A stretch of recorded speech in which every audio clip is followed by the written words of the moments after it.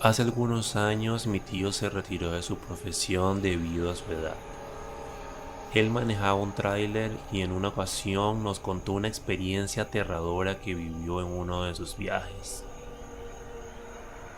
Corría el año de 1989 y mi tío transportaba electrodomésticos hacia su destino. Era una tarde lluviosa. Llevaba más de 2 horas lloviendo sin parar y no parecía que la tormenta fuera a cesar. La visibilidad en la carretera era casi nula, lo que hacía complicado el manejo. Y cuando estaba a unos kilómetros de llegar a su destino, se encontró con una larga fila de automóviles detenidos. Había ocurrido un accidente y el camino estaba completamente cerrado. Mi tío debía entregar su carga a primera hora de la mañana, pero ya llevaba un retraso de más de 4 horas. Y fue entonces cuando recordó un camino de terracería que podría servirle como atajo. Sin pensarlo mucho, decidió tomarlo. El sendero era un desastre, lodoso, oscuro y con un terreno tan irregular que, aunque mi tío intentaba avanzar rápido, apenas podía mantener el control del tráiler. La lluvia seguía cayendo con fuerza y la ausencia de la iluminación hacía el trayecto aún más peligroso. Al adentrarse más en el camino, notó que a su alrededor habían extensos campos de siembra, y mientras conducía con cuidado, vio algo extraño en el camino, un bulto negro que no lograba distinguir bien debido a la oscuridad.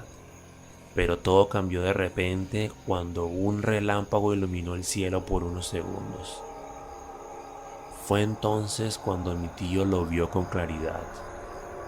El bulto era en realidad una figura humana, o algo que parecía un hombre, pero no tenía piel. Era una calavera con ojos rojos y cubierta por una túnica negra. Mi tío sintió un miedo paralizante, pero nunca se detuvo. Decidió seguir adelante rezando para que todo fuera solo una alucinación causada por el cansancio. El resto del camino fue aún más aterrador. Durante los siguientes 50 minutos que le tomó llegar a la ciudad, escuchó ruidos que parecían provenir de la caja del tráiler, como si alguien estuviera golpeándola.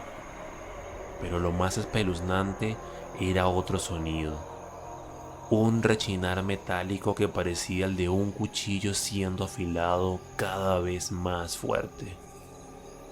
Mi tío, aterrado, comenzó a rezar con fervor pidiendo llegar con vida. Finalmente llegó a la ciudad, pero estaba exhausto y aún en estado de shock. Decidió llamar a uno de sus amigos, alguien que ya había hecho esa ruta antes, y al contarle lo sucedido, su amigo notó la preocupación en su voz y le preguntó qué había pasado. Mi tío explicó que había tomado un desvío por el camino de terracería debido al accidente que bloqueó la carretera principal, pero antes de que pudiera terminar su relato, su amigo lo interrumpió con un tono grave. Nunca vuelvas a tomar ese camino, le dijo. Sorprendido y asustado, mi tío preguntó por qué, y la respuesta lo dejó helado. Esa área es conocida por cosas oscuras. Dicen que ahí siembran más que solo cosechas, y le piden a la Santa Muerte que proteja el terreno. La gente del lugar asegura que nadie debe entrar por ahí y menos estando solo. Desde entonces, mi tío jamás volvió a tomar ese camino, pero lo que vio aquella noche nunca lo olvidó. Él estaba convencido de que en ese trayecto se encontró cara a cara con la Santa Muerte.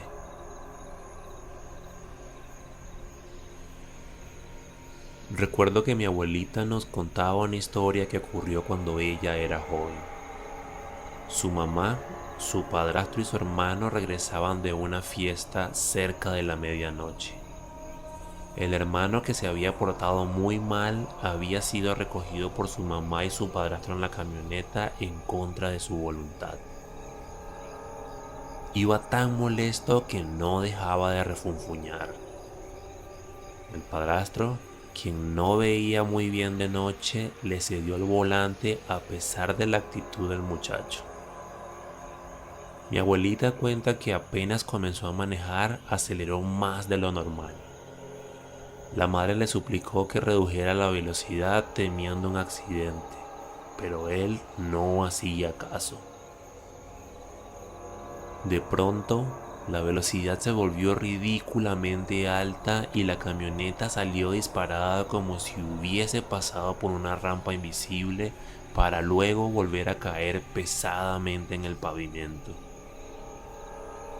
La mamá, asustada, le rogó que se detuviera, a lo que el muchacho respondió con una voz temblorosa: «Ya no soy yo el que está acelerando». Según mi abuelita, en ese instante su madre miró por la ventana y vio un brazo enorme.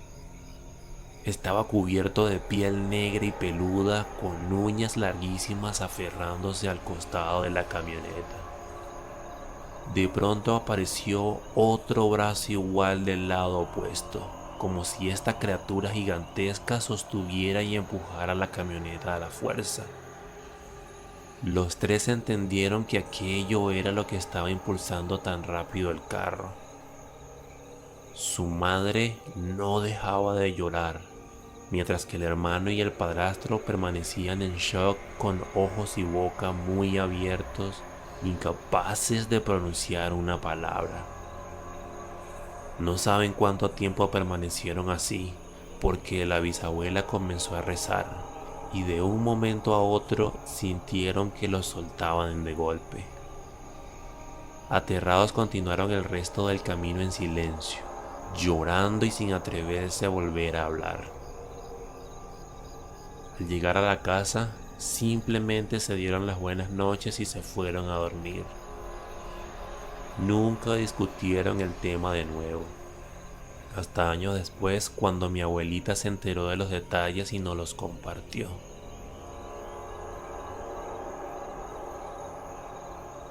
Trabajar de noche tiene sus complicaciones. Lo primero que uno piensa es la delincuencia, pero lo que le pasó a mi tío fue algo fuera de este mundo. Él comenzó a manejar un taxi desde los 18 años y prefería el turno nocturno porque las tarifas eran más altas. Esa noche parecía ser como cualquier otra. Los primeros viajes fueron tranquilos. Una pareja de novios que iba a una fiesta, un señor que salía del trabajo. 6 pasajeros en total sin incidentes, pero todo cambió cuando a las 2:45 de la madrugada le hizo la parada un hombre extraño. Era alto y delgado, vestido impecablemente con un traje negro que parecía de otro tiempo. Aunque había algo en su semblante que incomodaba, mi tío no dudó en detenerse.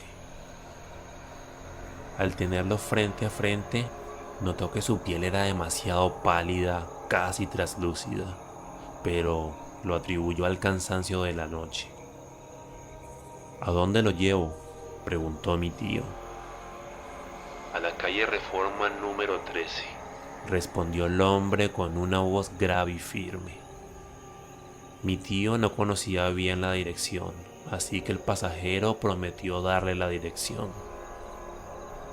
Mientras conducía, el ambiente dentro del taxi se volvió pesado. Había un silencio tan denso que hasta el sonido del motor parecía apagado. Y de repente, el hombre le habló. «¿Usted cree en esas imágenes?». El tono cortante de su voz casi lo hizo saltar. Mi tío miró de reojo la imagen de la Virgen de Guadalupe que colgaba del retrovisor y le respondió: «Sí, sí creo». El pasajero volteó lentamente hacia él. Su mirada era como un par de agujeros negros y vacíos amenazantes. No creo que eso te pueda ayudar mucho esta noche. Luego sonrió, dejando ver sus dientes amarillentos y deformes antes de soltar una carcajada que resonó como un trueno dentro del taxi. Mi tío sintió como la sangre se le helaba y el hedor apareció de inmediato.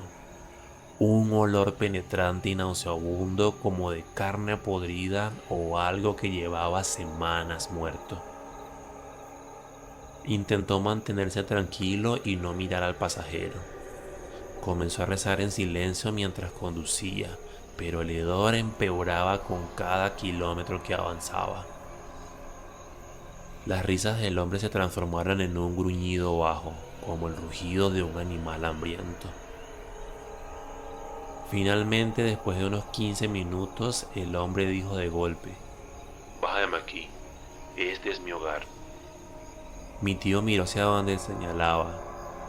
Era una casa vieja y abandonada, con ventanas rotas y paredes cubiertas de grafitis y de humedad. «¿Cuánto le debo?», preguntó el pasajero. «150 pesos», respondió mi tío con un hilo de voz. Volteó para recibir el dinero, pero lo que vio lo dejó petrificado. El hombre ya no era humano.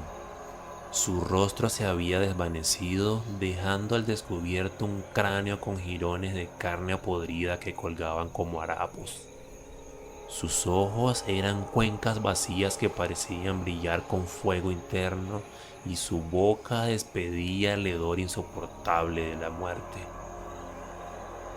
Con manos temblorosas, mi tío desbloqueó la puerta y miró hacia adelante. Escuchó el chirrido metálico de la puerta abriéndose y cerrándose lentamente. Pasaron unos segundos eternos antes de que se sintiera que estaba solo otra vez. No se atrevió a mirar hacia atrás. Arrancó el taxi y condujo directo a casa con el cuerpo temblando de pies a cabeza. Esa noche no pudo dormir. Cada vez que cerraba los ojos veía esa cara, o lo que quedaba de ella. Incluso días después, el hedor parecía perseguirlo, impregnado en su ropa y en su memoria. Aunque volvió a trabajar por las noches después de un tiempo, mi tío ya nunca confía del todo en sus pasajeros, porque ahora sabe que en la oscuridad no solo los vivos necesitan un taxi.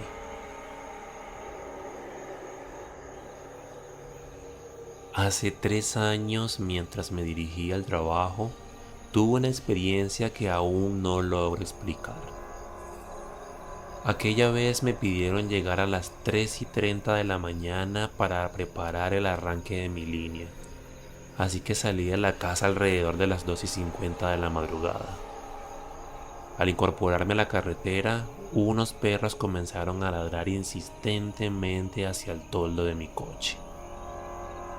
Me detuve pensando que quizá estaban tratando de advertirme de algo, pero también para evitar atropellarlos. Sin embargo, los perros no se calmaban.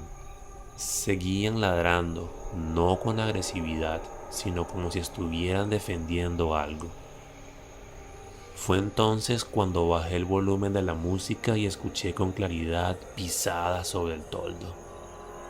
Eran pequeñas, pero acompañadas de un sonido como si algo rasguñara la superficie del coche. El escalofrío que sentí en ese momento me puso en alerta.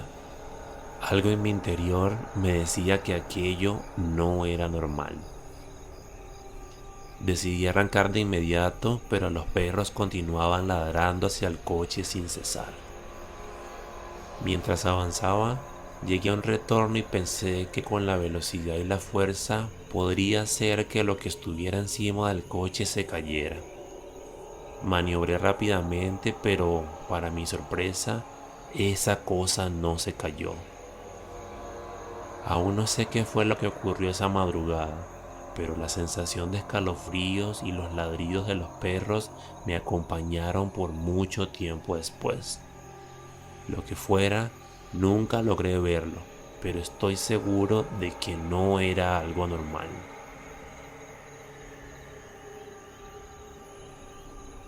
En los años 90, mis tíos viajaban por el Cerro de la Muerte en Costa Rica. Era de madrugada y la densa neblina típica de esa zona los obligaba a conducir despacio. Esa carretera es reconocida por sus peligrosas curvas y la niebla que dificulta la visibilidad. De pronto, mi tía, que iba de copiloto, percibió un desagradable olor a azufre. Sintió además como si alguien más estuviera con ellos en el auto. Al voltear hacia los asientos traseros, se topó con algo que la dejó paralizada, ya que vio a un pequeño ser cubierto de pelo, con los ojos rojos y sentado tranquilamente. Quedó muda del terror y la piel se le erizó. Mi tío, preocupado al notar su estado, le preguntó qué sucedía. Mi tía, convencida de que aquella criatura estaba ahí para provocar un accidente, decidió permanecer en silencio. Le dijo a mi tío que todo estaba bien y no mencionó nada de lo que había visto. Después de unos 15 minutos, aquel ser simplemente desapareció. Fue en ese momento que mi tía, llena de angustia, rompió en llanto y le pidió a mi tío que detuviera el auto para luego contarle lo que había pasado. Cuando llegaron de visita a la casa donde vivíamos en aquel entonces, mi tía pasó varias noches llorando y narrando la historia. Aunque yo era solo una niña en ese momento, el impacto de su relato quedó grabado en mi memoria hasta el día de hoy.